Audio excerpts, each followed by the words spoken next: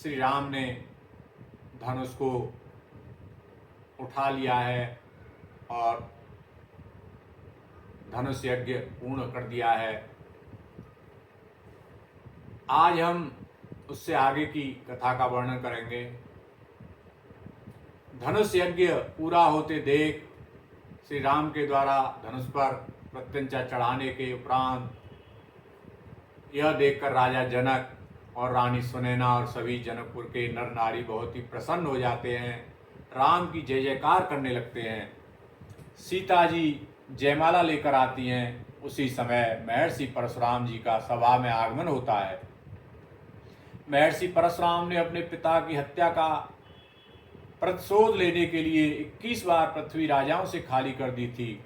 संपूर्ण पृथ्वी जीतकर अपने गुरु कश्यप ऋषि को दान कर दी थी। उन्हें मन के वेग से अधिक तेज चलने का वरदान प्राप्त था। वह पृथ्वी दान करने के कारण पृथ्वी पर रात्रि विश्राम नहीं करते थे। वह महेंद्र पर्वत पर जाकर निवास करते थे। सभा में आकर परशुराम जी पूछते हैं, यह बालक कौन है जिसने शिव जी के धनुष को तोड़ने का दुस्साहस किया है? परशुराम जी की इस बात को सुनकर लक्ष्मण उत्तर देते हैं, धनुष मेरे बड़े भाई श्री राम ने तोड़ा है। बताइए आप कौन हैं और ऐसा क्रोध क्यों कर रहे हैं? महर्षि विश्वामित्र परशुराम जी को प्रणाम कर सारा वृतांत सुनाते हैं, समझाते हैं तथा लक्ष्मण को परशुराम जी से क्षमा याचना करने को कहते हैं। श्री राम आदर के साथ परशुराम जी से कहते हैं, नाथ संबोधन भंज निहारा, होई को एक दास तुम्हारा। आय सुकाह कहे किन मोई, सुन रिसाए बोले मुनि कोई। हे नाथ, शिव जी के धनुष को तोड़ने वाला मैं आपका दास हूँ, क्या आज्ञा है? श्री राम और परशुराम जी में परस्पर संवाद के उपरांत परशुराम जी को श्री राम का वास्तविक स्वरूप का ज्ञान हो जाता है। श्री राम की विनम्रता के समक्ष परशुराम जी नतमस्तक हो जाते हैं और वहाँ से प्रस्थान कर जाते हैं। तत्पश्चात सीता जी अपनी सखी सहेलियों के यह कहने पर, चतुर सखी लख कहा बुझाई, पहिरा बहु जय माल सुहाई।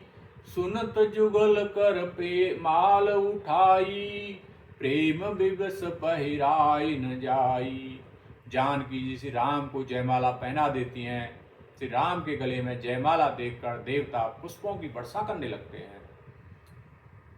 तत्पश्चात जनक जी प्रसन्न होते हैं और अपने सामंत देवव्रत को अयोध्या भेजते हैं।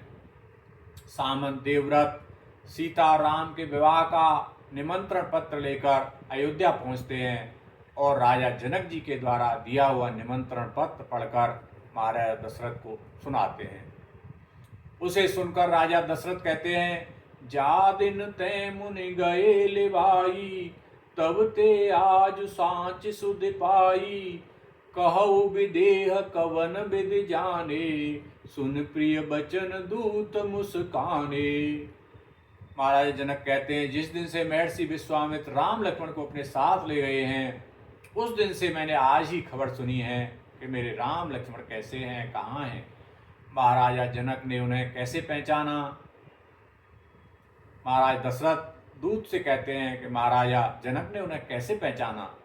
राजा जनक के दूत सामंत कहते हैं, महाराज इस संसार में ऐसा कौन है जो श्री राम को नहीं पहचान सकता? महाराजा दशरथ और गुरु वशिष्ठ को विवाह में बारात लेकर आने का निमंत्रण देते हैं। ऐसा कहते हुए जनक राज के दूत धनुष यज्ञ की संपूर्ण कथा सुनाते हैं और कहते हैं, तहाँ राम रघुवंश मन, सुनई महामहिपाल। बंजे उचाप प्रयास बिन, जिम गज पंकज नाल। महाराज श्री रामचंद्र जी ने धनुष को बिना प्रयास के ही तोड़ डाला। उन्होंने धनुष को ऐसे तोड़ डाला जैसे हाथी कमल की डंडी को तोड़ डालता है। महाराज दशरथ यह समाचार सुनकर अति प्रसन्न होते हैं तथा निमंत्रण स्वीकार कर लेते हैं। गुरु वशिष्ठ ने शुभ लग्न निकाला।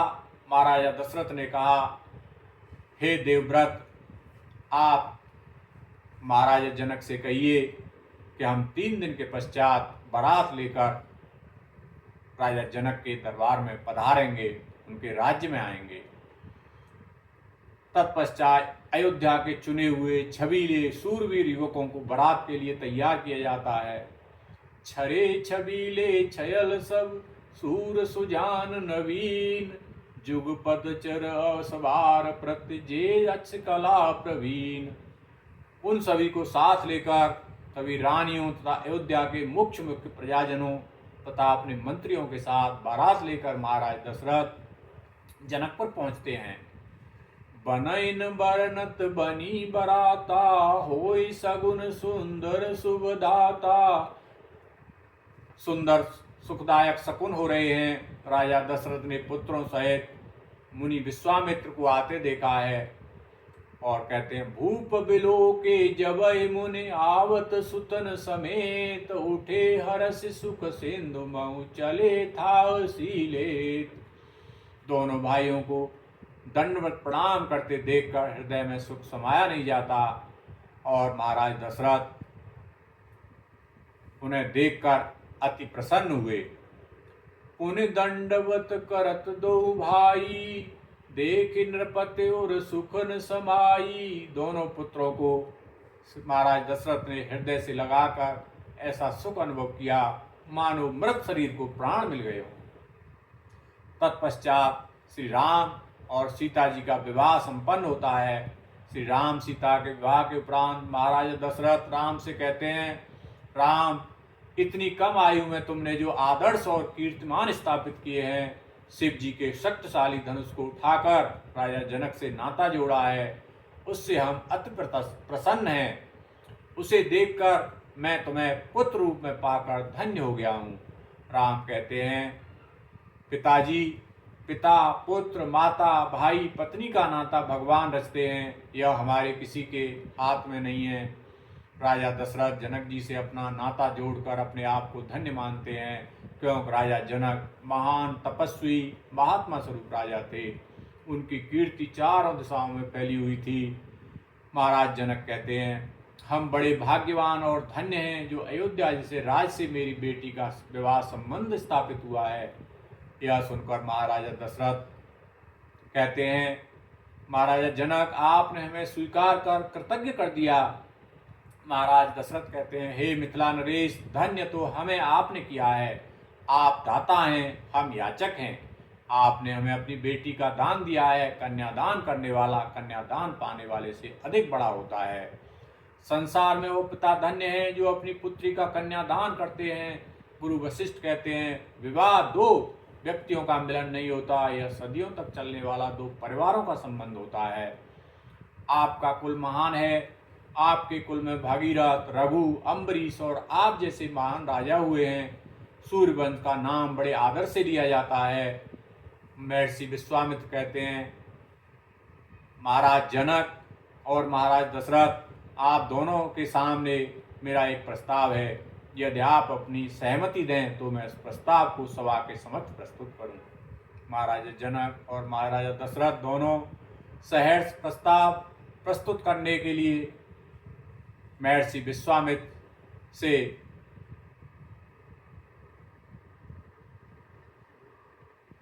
निवेदन करते हैं, महर्षि, आप प्रस्ताव रखने की कृपा करें।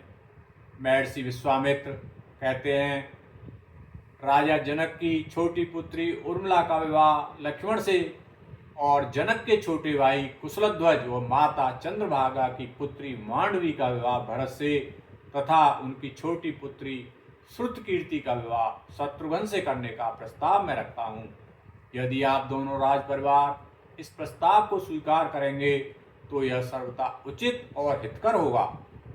यह प्रस्ताव सुनकर दोनों परिवार राजा रानियों सहित बहुत प्रसन्न होते हैं। इस